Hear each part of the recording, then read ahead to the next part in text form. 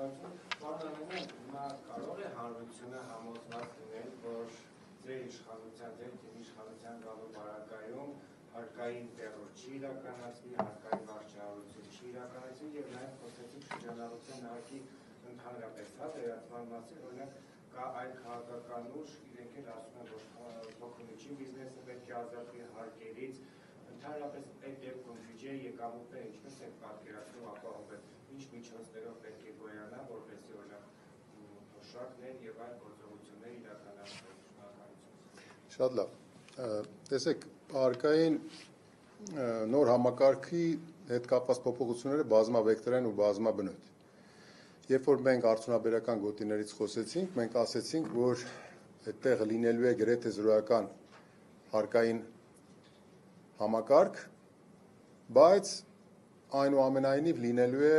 քառակուսի մետրով վճարվելիք տուրք, որ իր մեջ ներառում է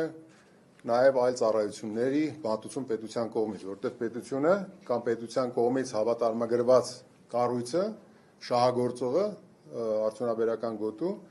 ինքը արդյունաբերական գոտում հասանելությունը ապահովելու գրեթե բոլոր էներգակիրների, այդ թվում այլընտրանքային էներգակիրներ, դա կանաչ էներգիա կլինի, նույնիսկ մոդուլային ատոմականների պարագայում, այսինքն ավտոնոմ, ամեն մի արդյունաբերական գոտի ունենալու է իր ավտոնոմ էներգետիկ համակարգերը։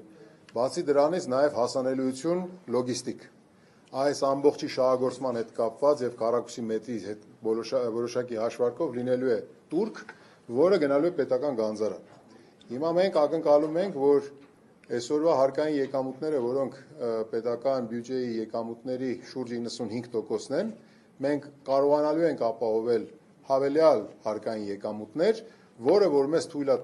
տալու աստիճանաբար հրաժարվել ավելացված արժեքի հարկից։ Ավելացված արժեքի հարկը ինքը բնորոշ է սպառման մոդելով տնտեսությանը։ Մենք այո սպառման վրա ենք դրել շեշտը հարկադրանքը կատարելիս, հետևաբար մենք պետք է ուղղակի արձանագրենք ավելացված արժեքի հարկը աստիճանաբար եւ ձեր ասած համամասնությունը պահելու պարագայում, որպեսզի մենք չունենանք եկամուտների կորուստ։ Շրջանառության հարկի պարագայում մենք ունենալու ենք որոշակի եկամուտների կորուստ, բայց դա եթե զուտ թվերն ենք համադրում իրար հետ։ Մենք երբ որ վերականգնում ենք ստատուս քվոն, գալիս ենք 24 թվականի դեկտեմբեր 31-ի դրությամբ գործող իրավակարգավորումներին, մենք նաև դրանով խթան ենք տալիս, որպեսզի զարգանա ՓՄԶ-ն եւ մենք գնալու ենք հարկման օբյեկտները շատացնելու ճանապարհով, ոչ թե հարկման դրույքները շատացնելու ճանապարհով։ Ունենալու ենք դժվարություն, որոշակի այո, բայց այդտեղ նաև ունենալու ենք հարկաբյուջետային կոնսոլիդացիայի գործիքների կիրառման հստակ անելիքներ, որի արդյունքում մենք կարողանալու ենք փոխհատուցենք նաև որոշակի թերհավաքագրումները, եթե դրանք էսպային զուտ թվերի համադրությամբ երևում։ Հետևաբար մեր ռեֆորմները հստակ թվաբանություն ունեն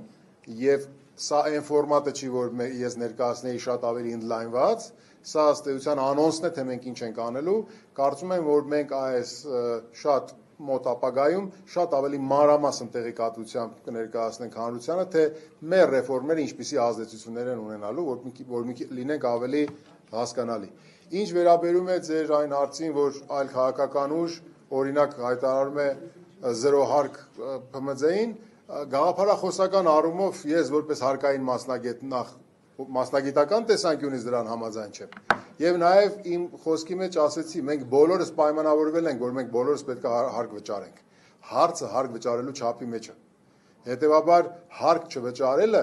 հանգեցնում է հարկային ոչ մենակ կարգապահության անկման, այլ նաև հանրային ծախսերի ֆինանսավորմանը մեր բոլորի մասնակցության, մեր գիտակցությունը մենք կարող հանկարծ կորցնենք։ Հետևաբար մենք բոլորս պարտավոր ենք մեր մասնակցություն ունենալ հանրային ծախսերի ֆինանսավորմանը, բայց համաչափության սկզբունքի հիման վրա, ամեն մեկս մեր հնարավորություններից ելնելով։ Հետևաբար մենք գնահատում ենք հնարավորությունները եւ համաչափությունը։ Զրո հարկը մեր համար այդքան ընդունելի չի։